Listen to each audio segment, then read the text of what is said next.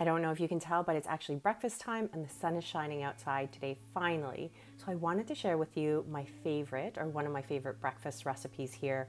If you're a cancer survivor, either during or post treatment, I think one of the items that a lot of my patients and clients have a really difficult time trying to figure out on their own is sort of what types of foods could we or should we be eating? And it can be made so simple. This is one of the recipes from our FemThrive Method Cancer Recovery Post Treatment program, and we look at different things in terms of the foundational items that we need to have in place for our recovery and prevention strategies and boosting them up. So here is the recipe itself, and I can't wait to show you what it looks like. The recipe will actually be added into my description as a link. There's a link to a resource hub where I have a couple of our recipe booklets there, and you can access this recipe too. And I've kind of modified it a little bit, but just to show you just how beautiful the colors are.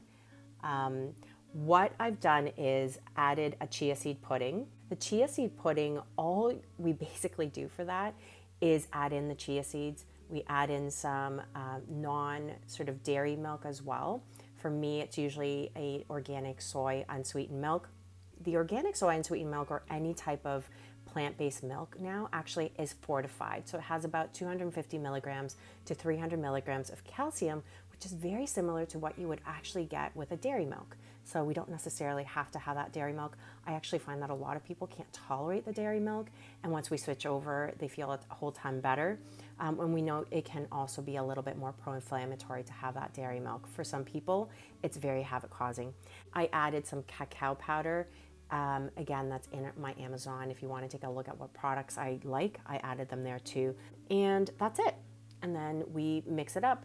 We sort of leave it in the fridge overnight, and then by the next morning, it's made into a chia seed pudding. And adding in something like a protein powder, I like the pumpkin seed protein powder as well to be added into this to boost it up a little bit. And then we can also add that into the chia seed pudding here. You can either add coconut yogurt or Greek yogurt because it does normally have higher amounts of protein as well.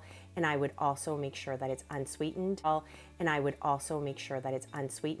We don't really want to add too many sugars. What we're really focusing on for breakfast is actually our nutrient density, but in the form of protein as well, making sure that we have that protein, the healthy fats, and then again, some of that fiber and nutrients from something like berries. So I add berries here.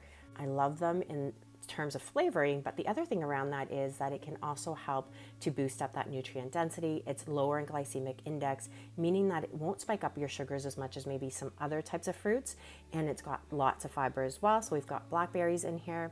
We also have keto granola that I just purchased not too long ago from Costco. And it's got some seeds and nuts and coconut little pieces in there. We also have almonds and walnuts and hemp seeds in here. So lots of different elements that also actually have protein and can boost it up as well.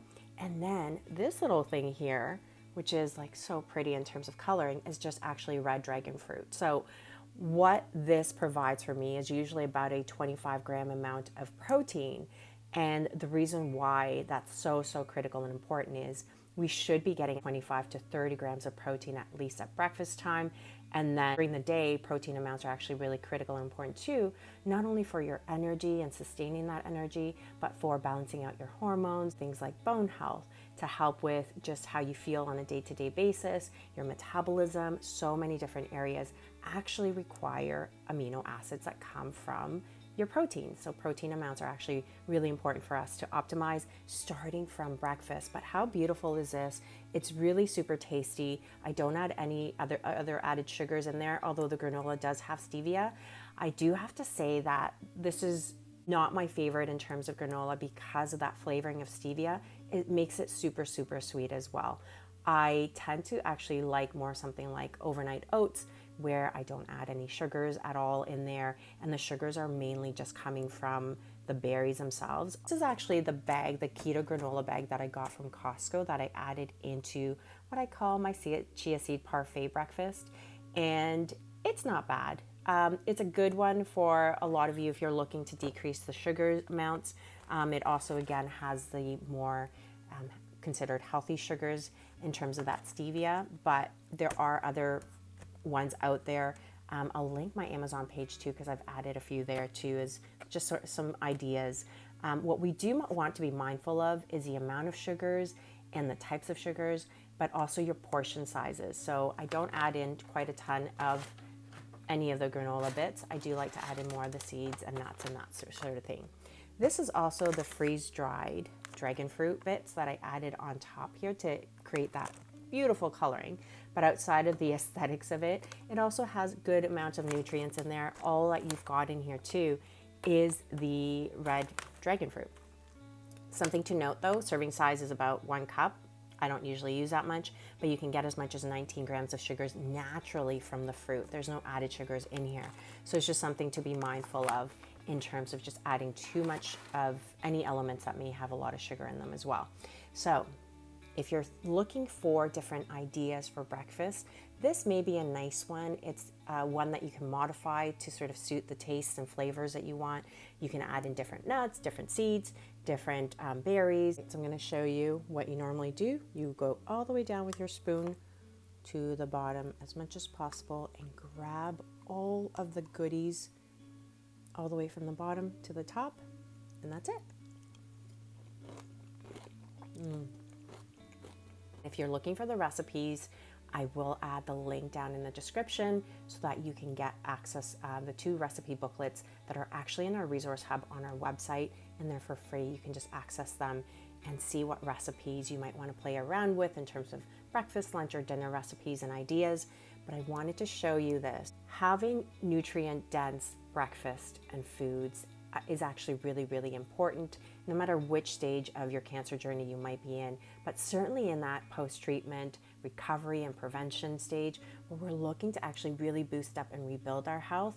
This is one of the great ideas, right? We have a lot of protein, that 25 to 30 grams again amount, limited amounts of sugar, lots of fiber in here, as well as nutrients and vitamins from the berries, for example, the seeds, the nuts, and all of those things. So we're eating 3 times a day at least.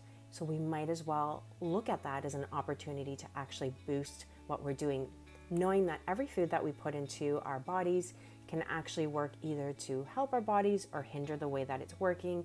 And again, my philosophy on all of this is that if we eat at least this well 80% of the time, that also leaves space for us to also have some treats every now and then, and it's 100% fine because what you're doing is actually fueling your body, allowing it to work better so that it can actually deal with little snacks and treats here and there, and it's not problematic. So I hope that's helpful to you. Make sure to subscribe to get notified when new videos are posted, and I hope you enjoy.